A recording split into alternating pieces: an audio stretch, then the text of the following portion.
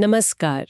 आज हम भारतीय संविधान के एक बहुत ही ज़रूरी हिस्से पर बात करने वाले हैं, मौलिक अधिकार Yes. यानी फंडामेंटल राइट्स। हाँ जी। हमारे पास कुछ नोट्स और स्लाइड्स हैं और आज हम इनमें गहराई से उतरकर देखेंगे कि ये अधिकार असल में क्या हैं और क्यों इतने अहम हैं।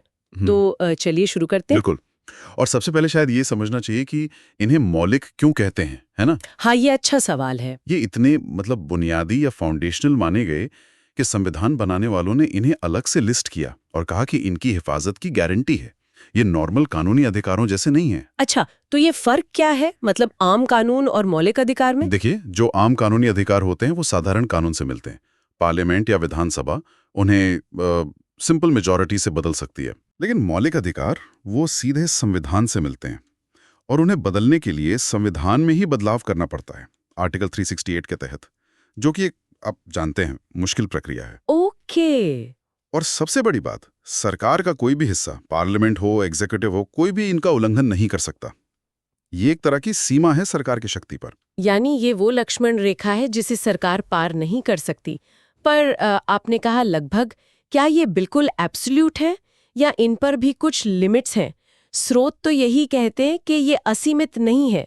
हाँ, बिल्कुल सही। ये जानना बहुत जरूरी है। ये अधिकार एब्सोल्यूट नहीं है, मतलब बेलगाम नहीं। समाज के हित में, देश की सुरक्षा के लिए इन पर उचित प्रतिबंध लगाए जा सकते हैं, रीजनेबल रेस्ट्रिक्शंस। अच्छा। और ये परमानेंट भी नहीं है एक तरह से। जैसे इमरजेंसी के दौरान सरकार कुछ मौलिक अधिकारों को सस्पेंड कर सकती है अस्थायी तौर पर। इसका जिक्र है अनुच्छेद 352 से 360 में। और जब हम कहते हैं कि राज्य इनका उल्लंघन नहीं कर सकता, तो इस राज्य का मतलब क्या है? स्रोत में आर्टिकल 12 का जिक्र है। हाँ, ये बहुत जरूरी है समझना। मौलिक अधिकारों के संदर्भ में राज्य की परिभाषा बहुत बहुत व्यापक है। आर्टिकल 12 कहता है कि इसमें भारत सरकार और संसद आएगी, सभी राज्यों की सरकारें और विधानमंडल आएंगे, ओके। सारी लोकल अथॉरिटीज, मतलब नगर पालिका, पंचायत, डिस्ट्रिक्ट बोर्ड, सब कुछ। और हाँ, दूसरी सभी अथॉरिटीज भी जो भारत के क्षेत्र में हैं या भारत सरकार के नियंत्रण में हैं, जैसे सरकारी कंपनियां, LIC, ONGC वगैरह। मतलब जिसके भी खिलाफ आप कोर्ट जा सकते हैं अपने फंडामेंटल राइट के लिए, वो सब स्टेट है। समझ गई। और फिर आता है आर्टिकल 13, जो कहता है कि कोई भी कानून जो मौलिक अधिकारों के खिलाफ है, वो रद्द माना जाएगा। ये तो एक तरह का सेफ्टी हॉल्व हुआ। बिल्कुल बिल्कुल। आर्टिकल 13 एक तरह से इन अधिकारों का गार्ड है। ये कहता है कि संविधान लागू होने से पहले के जो कानून फंडामेंटल राइट से टकराते हैं, वो उस हद तक खत्म हो जाएंगे। और उससे भी जरूरी, भविष्य में राज्य ऐसा कोई कानून बना ही नहीं सकता जो इन अधिकारों को छीनता हो या कम करता हो। अगर बनाया तो कोर्ट उसे असंवैधानिक करार देकर रद्द कर देगा। यहीं से जुडिशियल रिव्यू की पावर भी आती है। ठीक है, तो ये तो बेसिक्स क्लियर हो गए। अब आते हैं अलग अलग अधिकारों पर। पहली कैटेगरी है समानता का अधिकार, राइट टू इक्वालिटी, आर्टिकल 14 से 18। आर्टिकल 14 में दो बातें हैं, कानून के समक्ष समानता और कानूनों का समान संरक्षण। सुनने में तो एक जैसे लगते हैं ये। हाँ, लगते हैं, पर इनमें एक बारीक सा फर्क है। कानून के समक्ष समानता ये ब्रिटिश कॉन्सेप्ट है। इसका मतलब है कि कानून के सामने सब बराबर हैं, कोई ऊपर नहीं। ये थोड़ा नेगेटिव कॉन्सेप्ट है, मतलब किसी को स्पेशल ट्रीटमेंट नहीं मिलेगा। ओके। और कानूनों का समान संरक्षण ये अमेरिकन कॉन्सेप्ट है, ये पॉजिटिव है। ये कहता है कि एक जैसी परिस्थिति वाले लोगों पर एक जैसा कानून लागू होगा, मतलब कानून सबके लिए बराबर हो और सबको बराबर प्रोटेक्ट भी करे। दोनों मिलकर असल में सच्ची बराबरी लाते हैं। तो कानून की नजर में सब बराबर, लेकिन समाज में तो हम जानते हैं धर्म, जाति, लिंग के आधार पर भेदभाव होता रहा है। तो क्या संविधान इससे निपटता है? आर्टिकल 15 इसी बारे में है ना? हाँ, आर्टिकल 15 सीधे इसी प्रॉब्लम पर आता है। 15(1) कहता है कि राज्य सिर्फ धर्म, जाति, लिंग, जन्म स्थान वगैरह के आधार पर किसी नागरिक से भेदभाव नहीं करेगा। और 15(2) और आगे जाता है। वो कहता है कि दुकानों, होटलों, कुओं, तालाबों, सड़कों जैसी पब्लिक जगहों पर जाने से भी किसी नागरिक को इन आधारों पर रोका नहीं जा सकता। ये प्राइवेट लोगों पर भी लागू होता है। लेकिन इसमें कुछ एक्सेप्शंस भी हैं। महिलाओं, बच्चों या पिछड़े वर्गों के लिए स्पेशल प्रोविजन की बात भी स्रोत में है। हाँ, यहीं पर संविधान एक बैलेंस बनाने की कोशिश करता है। 15(3) कहता है कि राज्य महिलाओं और बच्चों के लिए स्पेशल कानून बना सकता है। जैसे रिजर्वेशन। हाँ, जैसे महिलाओं के लिए रिजर्वेशन या बच्चों के लिए मुफ्त शिक्षा। और 15(4) जो बाद में जोड़ा गया, वो कहता है कि राज्य सामाजिक और शैक्षिक रूप से पिछड़े वर्गों, एससीज और एसटीज के लिए भी विशेष प्रावधान कर सकता है। तो एक तरफ बराबरी का सिद्धांत है और दूसरी तरफ जो ऐतिहासिक रूप से पिछड़ गए हैं, उन्हें आगे लाने के लिए अफर्मेटिव एक्शन की भी गुंजाइश है। ये संतुलन तो नौकरियों के मामले में भी दिखता है। आर्टिकल 16 में अवसर की समानता की बात है, लेकिन फिर आरक्षण का मुद्दा भी है। स्रोत में केलकर, मंडल आयोग, इंदिरा साहनी इस केस का जिक्र है। ये कैसे जुड़ते हैं? सही। आर्टिकल 16(1) और 2 कहते हैं कि सरकारी नौकरियों में सबको बराबर मौका मिलेगा, कोई भेदभाव नहीं होगा। लेकिन फिर 16(4) कहता है कि अगर राज्य को लगता है कि किसी पिछड़े वर्ग का सरकारी नौकरियों में पर्याप्त प्रतिनिधित्व नहीं है, तो वो उनके लिए आरक्षण कर सकता है। अच्छा। और ये पिछड़ा वर्ग कौन है, उनका प्रतिनिधित्व पर्याप्त है या नहीं, इसी की पहचान के लिए केलकर आयोग बना, फिर मंडल आयोग बना। हाँ, मंडल आयोग की सिफारिशों पे काफी विवाद भी हुआ था। बिल्कुल। और उसी के बाद इंदिरा साहनी केस 1992 में सुप्रीम कोर्ट ने आरक्षण पर कई गाइडलाइंस दी, जैसे 50% की लिमिट और क्रीमी लेयर का कॉन्सेप्ट। तो आर्टिकल 16 भी आप देखें तो समानता और सामाजिक न्याय के बीच एक संतुलन बनाने की कोशिश है। इसके बाद आता है आर्टिकल 17, अस्पृश्यता का अंत। ये तो बहुत ही सीधी और दमदार घोषणा लगती है। बहुत ज्यादा। ये शायद हमारे संविधान के सबसे क्रांतिकारी कदमों में से एक है। ये छुआछूत को पूरी तरह खत्म करता है और इसे एक दंडनीय अपराध बनाता है। और खास बात यह है कि ये सिर्फ सरकार के खिलाफ नहीं, प्राइवेट लोगों के खिलाफ भी है। कोई भी किसी के साथ छुआछूत नहीं कर सकता। ये वाकई बहुत बड़ी बात है। हाँ। और फिर आर्टिकल 18 है उपाधियों का अंत। मतलब अब कोई राय बहादुर या सर नहीं, सिवाय मिलिट्री या एकेडमिक टाइटल्स के। हाँ, बिल्कुल। इसका मकसद था कि समाज में वो पुरानी सामंती बराबरी वाली फीलिंग खत्म हो। राज्य जब सेना या शिक्षा से जुड़े सम्मान जैसे डॉक्टर, पद्म अवार्ड्स के अलावा कोई टाइटल नहीं देगा। और भारतीय नागरिक किसी विदेशी देश से भी कोई टाइटल एक्सेप्ट नहीं कर सकते। अच्छा, पद्म अवार्ड्स टाइटल नहीं माने जाते? नहीं, सुप्रीम कोर्ट ने कहा है कि वो टाइटल नहीं, बल्कि मेरिट के आधार पर दिए गए सम्मान हैं। उन्हें नाम के आगे पीछे इस्तेमाल नहीं किया जा सकता एक टाइटल की तरह। चलिए, इक्वालिटी के बाद अब आते हैं स्वतंत्रता पर। राइट टू फ्रीडम, आर्टिकल 19 से 22। आर्टिकल 19 तो जैसे आज़ादियों का खजाना है। बोलने की, इकट्ठा होने की, घूमने फिरने की, कोई भी काम करने की आज़ादी। हाँ, इसमें 6 तरह की बुनियादी आज़ादियां दी गई हैं नागरिकों को। बोलने और अभिव्यक्ति की, 19(1)(a), शांति से बिना हथियार के जमा होने की, बी, संघ या यूनियन बनाने की, सी, भारत में कहीं भी आने जाने की, डी, कहीं भी बसने की, ई, और कोई भी पेशा या व्यापार करने की, जी। पहले संपत्ति का अधिकार भी था, एफ, पर उसे हटा दिया गया। लेकिन स्रोत ये भी कहते हैं कि इन पर रीजनेबल रेस्ट्रिक्शंस हैं और कुछ छिपी हुई आज़ादियां भी हैं, जैसे इंटरनेट या राइट टू इन्फॉर्मेशन। बिल्कुल, ये आज़ादियां असीमित नहीं हैं। आर्टिकल 19 के क्लॉज 2 से 6 तक में बताया गया है कि किन आधारों पर इन पर उचित प्रतिबंध लगाए जा सकते हैं। जैसे बोलने की आज़ादी पर देश की सुरक्षा, पब्लिक ऑर्डर, नैतिकता, मानहानि वगैरह के आधार पर रोक लग सकती है। और ये प्रतिबंध उचित हैं या नहीं, ये कोर्ट तय करता है। और जो छिपी हुई आज़ादियां हैं, जैसे प्रेस की आज़ादी, सूचना का अधिकार, राइट टू इंटरनेट, ये सब कोर्ट ने आर्टिकल 19(1)(a यानी बोलने और अभिव्यक्ति की स्वतंत्रता की व्याख्या करते हुए ही निकाले। मतलब समय के साथ इसका दायरा बढ़ा है। लेकिन ये उचित प्रतिबंध, ये तो काफी सब्जेक्टिव लगता है। इसका गलत इस्तेमाल भी तो हो सकता है। हो सकता है और होता भी है कई बार। यहीं पर कोर्ट का रोल आता है। कोर्ट को देखना होता है कि क्या प्रतिबंध का कोई वाजिब कारण है, क्या वो जरूरत से ज्यादा है, क्या उसका मकसद सही है। ये एक लगातार चलने वाली बहस है। आगे बढ़ते हैं। आर्टिकल 20 अपराधों के लिए सजा के संबंध में सुरक्षा देता है।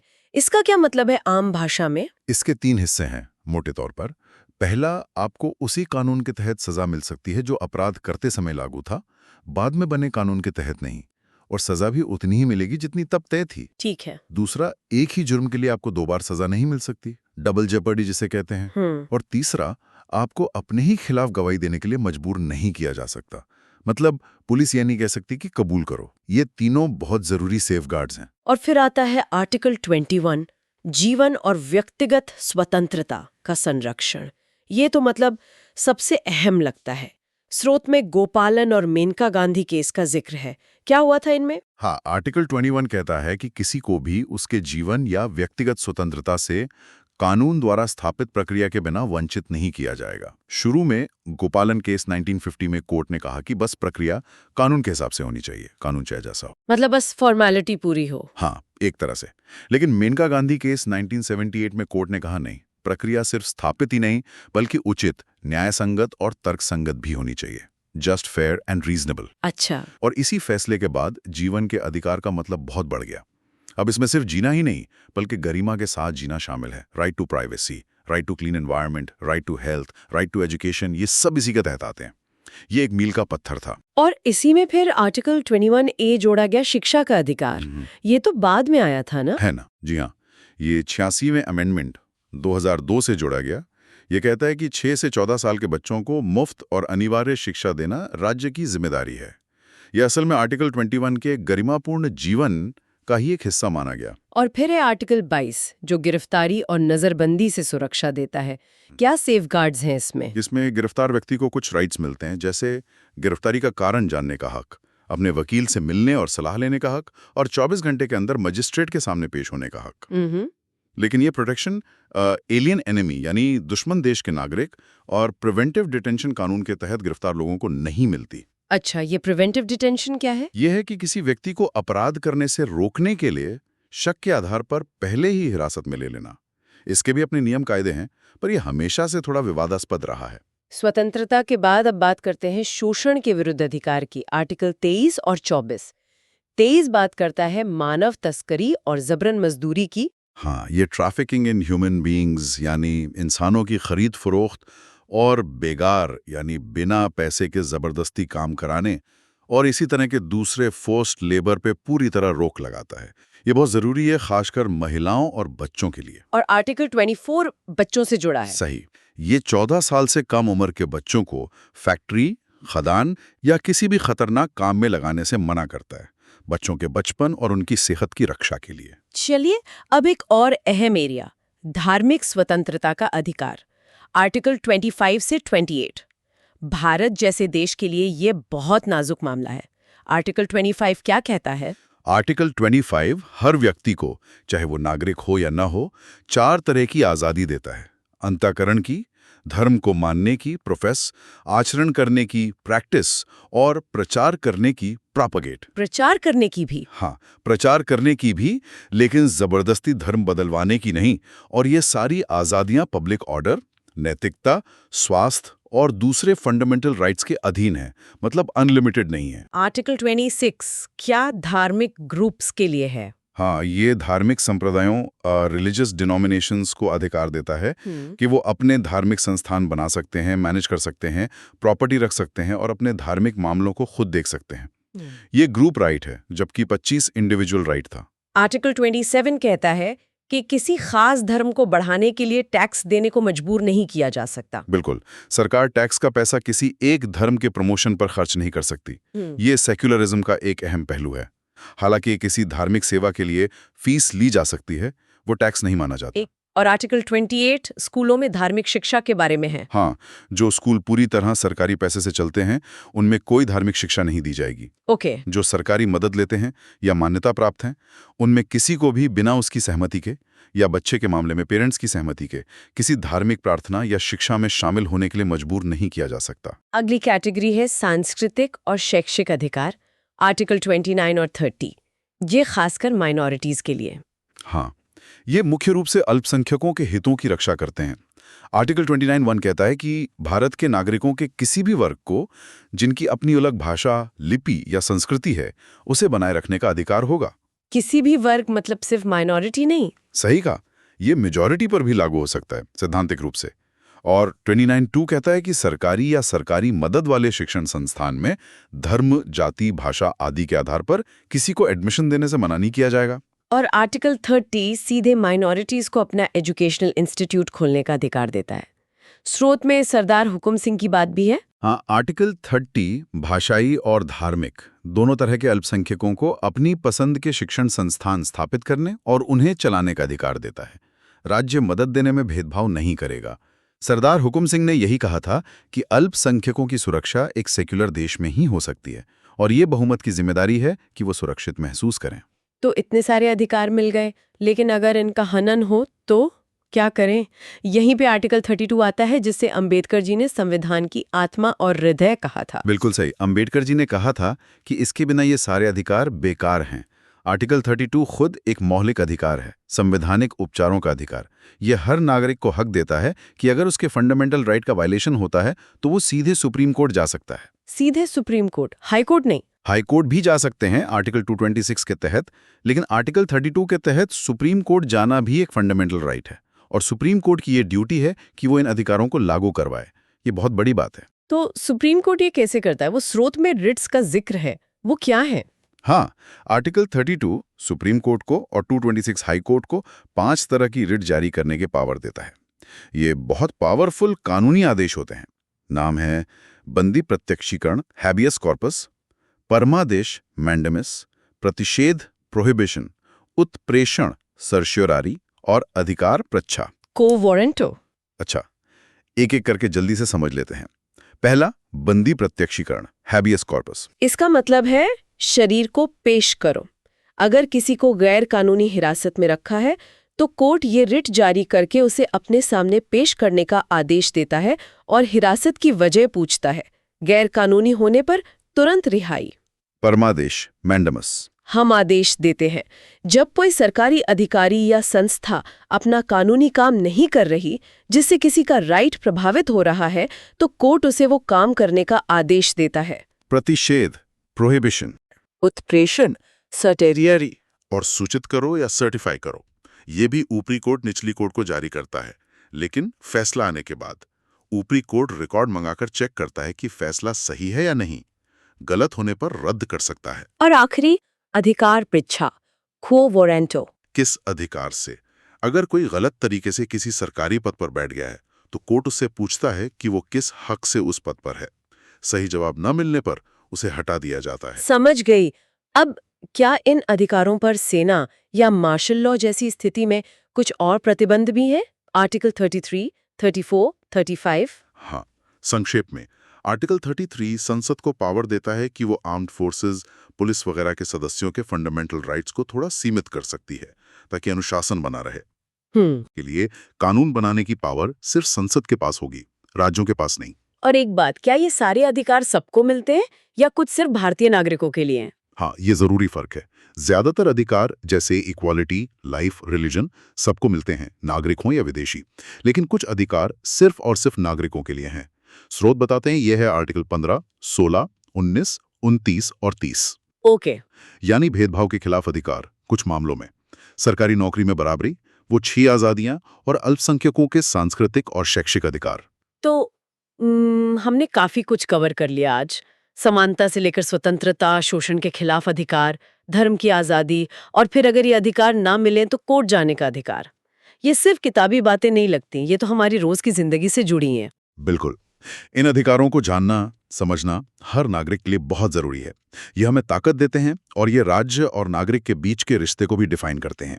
ये दिखाते हैं कि हमारा संविधान न्याय, आजादी, बराबरी और भाईचारे के लिए कितना प्रतिबद्ध है। और जाते जाते एक सवाल शायद हम सबके सोचने के लिए छोड़ सकते हैं। स्रोत बार बार कहते हैं कि ये अधिकार एब्सोल्यूट नहीं है, इन पर उचित प्रतिबंध लगते हैं। आज के समय में अपने आसपास देखते हुए ये मौलिक अधिकार और उन पर लगने वाले प्रतिबंधों के बीच का जो संतुलन है, वो हमें सबसे ज्यादा कहाँ दिखता है या गड़बड़ाता हुआ लगता है?